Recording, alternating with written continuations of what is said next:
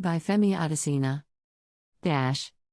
President Muhammadu Buhari on Friday urged leaders of the Global South to agree on a common agenda on ways to reduce the increasing burden of debt and inflation on that region of the world.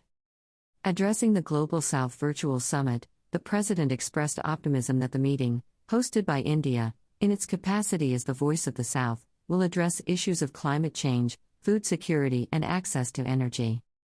This huge debt burden has significantly derailed many countries' development plans. The effect of the COVID-19 pandemic and the Russia-Ukraine conflict has further aggravated the situation.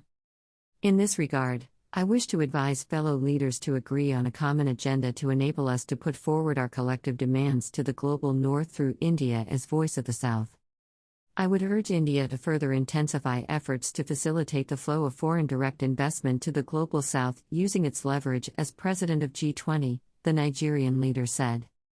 Expressing appreciation to the Prime Minister of India, Narendra Modi, for inviting him to participate in the summit, President Buhari noted that the Global South was driven by historical ties and sense of deep solidarity in pursuit of bridging the gap between the South and the North.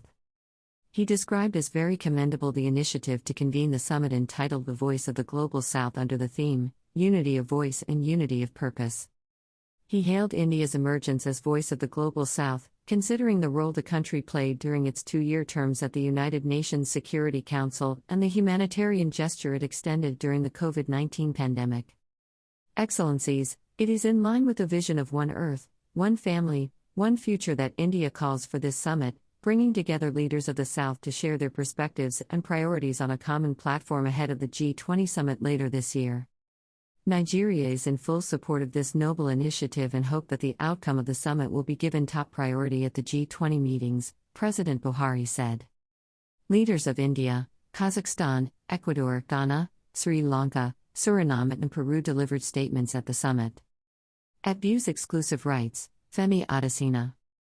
Special Advisor to the President, Media and Publicity, January 13, 2023.